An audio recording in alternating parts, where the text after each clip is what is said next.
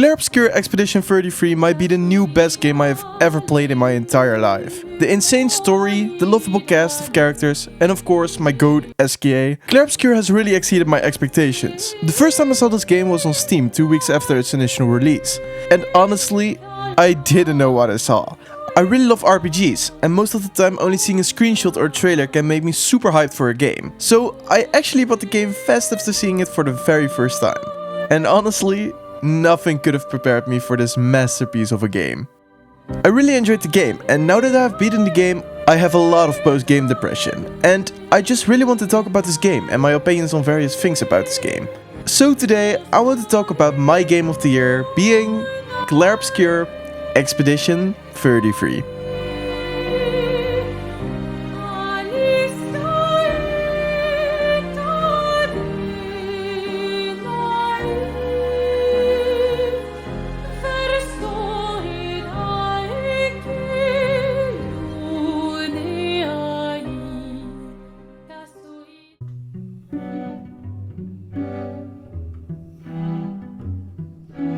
Clair Obscur Expedition 33 takes place in a surreal dreamlike world, inspired by La France. In the world of Clair Obscur, people live in fear of a recurring phenomenon known as the gommage, a ritual carried out each year by the paintress. Each year when she awakens, she paints a number on a distant monolith. Every person whose age matches that number is immediately erased from existence.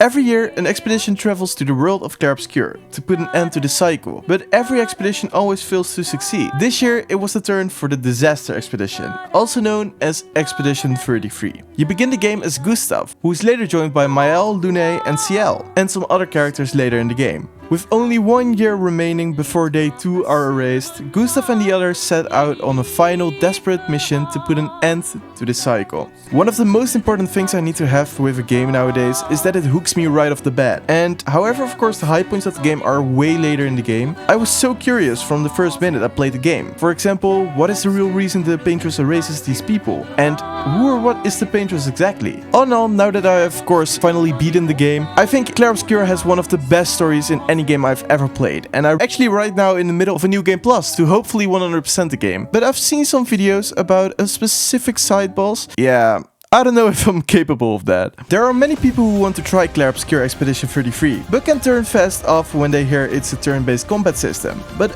honestly, I think the combat system is one of the most underrated parts of the game. It adds tension and flair to every single boss. In Clair Obscur, you firstly need to select your move, which is quite basic for a turn-based game.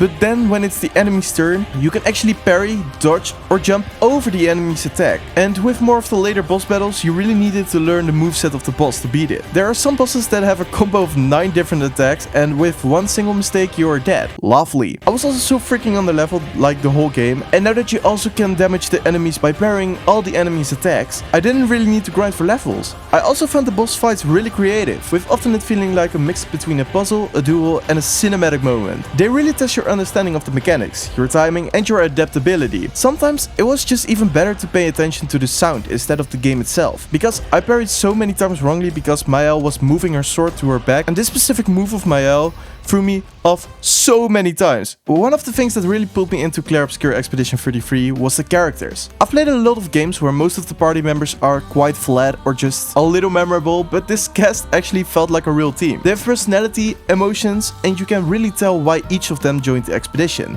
besides it being their last year. The first character in the game is Gustav. He's the captain of the expedition, and right away you can feel the weight he's carrying. He's serious, focused, maybe a little distant, but not in a way that pushes you away. It's more like he's been through enough that he doesn't have time for anything but the mission. You can tell he's trying to protect everyone, even if he doesn't say it out loud. He's not some flashy overpowered leader, just someone doing everything he can with the time he has left. The little time he has left. Maëlle is 100% one of my favorites out of Expedition 33. I loved Maëlle's backstory and her motive to accompany Gustav and the others, while she's just 16 and 9 years away from her gommage, unlike Gustav, Lune and Ciel, who are all 33 and have 1 single year left to live. I think Maëlle has become one of my favorite main characters in any game, mainly because of the last act of the game, where you get to know a lot of her backstory. Another one of my favorite characters is Lune. Lune is really different, mysterious and dreamy. At the beginning of the game, I I honestly didn't really think I was going to be such a big fan of Lune's character, but further into the game, Lune becomes more interesting, and it's kinda crazy to me that this is the first game the voice actress of Lune voiced in. She is so good. Probably the beginning scenes with Gustav and Lune when they were arguing and talking over each other about Mael. This scene specifically just gives me goosebumps every single time I watch it. And then you have CL. CL wasn't really a character I was immediately really sold to, but like Lune, once you get to know her and her personality, she really grows on you. What I formally like about CL is her fighting style. Most of the time she wasn't in my party, but the times where she was in my party, I really enjoyed her fighting style,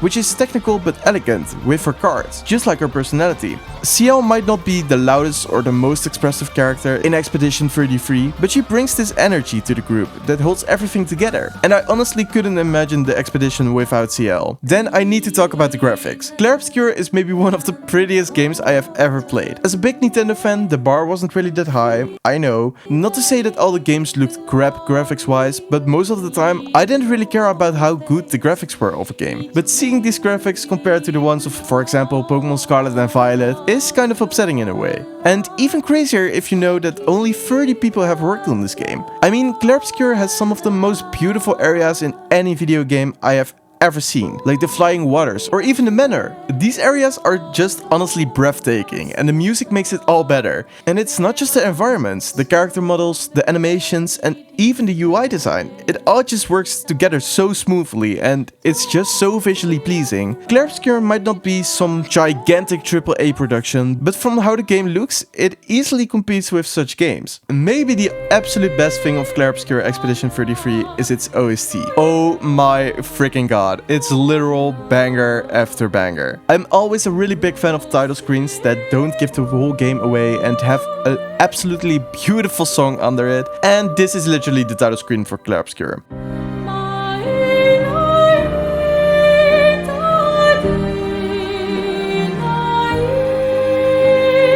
And I honestly think it has to be one of my favorite video game title screens as of now. Also, I can't talk about the music of this game without mentioning the music that plays during the second battle against Renoir. The passion in this song is absolutely crazy. And this overall has to be one of the most epic battles in any video game ever.